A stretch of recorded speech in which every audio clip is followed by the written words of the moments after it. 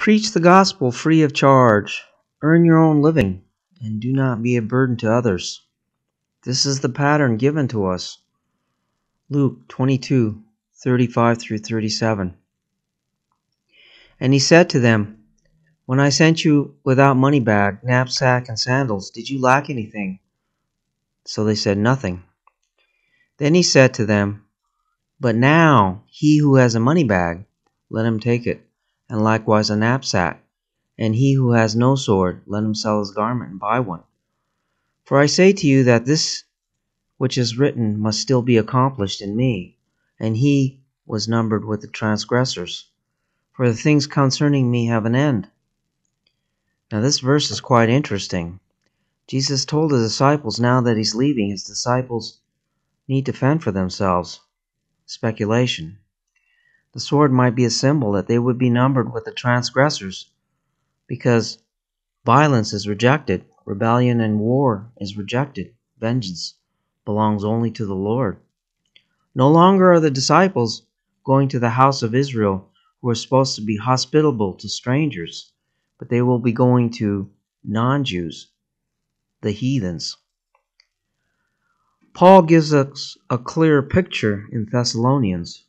Paul tells the Thessalonians not to be a burden to others, work quietly for their own living, that they may lack nothing. For in Thessalonica, some quit work and became a burden to others.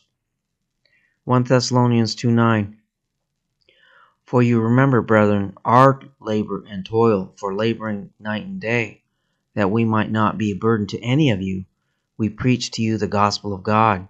You are witnesses, and God also, how devoutly and justly and blamelessly we behaved ourselves among you who believe. And you know how we exhorted and comforted and charged every one of you, as a father does his own children, that you would walk worthy of God, who calls you into his own kingdom and glory. 1 Thessalonians 4:11. A brotherly and orderly life.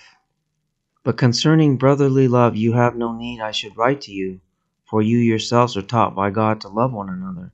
And indeed, you do so toward all the brethren who are in Macedonia. But we urge you, brethren, that you increase more and more, that you also aspire to lead a quiet life, to mind your own business, to work with your own hands, as we commanded you, that you may walk properly toward those who are outside, that you may lack nothing. Now Paul is an example worked by making tents. Sure, he accepted gifts, but was content with food and clothing. He also endured and suffered greatly for the faith.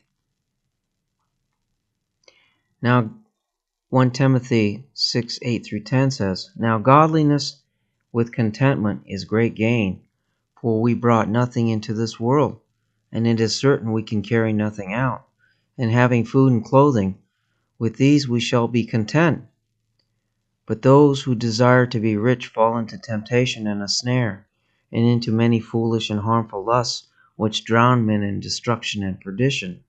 For the love of money is a root of all kinds of evil, for which some have strayed from the faith in their greediness and pierced themselves through with many sorrow. Summary. Paul is the example of a Christian walk. Preach the gospel free of charge. Be content with what you have. Do not pursue riches, for the love of money is a snare. Work quietly and earn your own living. Do not burden others, but share with those truly in need. For example, I met a construction foreman who ministers to his subordinates. At work, they share Bible verses, and he helps them understand the Word. And you can minister from where you're at.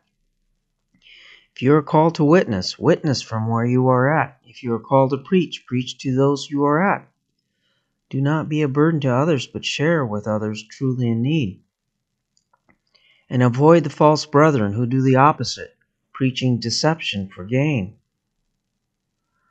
Be faithful to your Lord, and keep His word.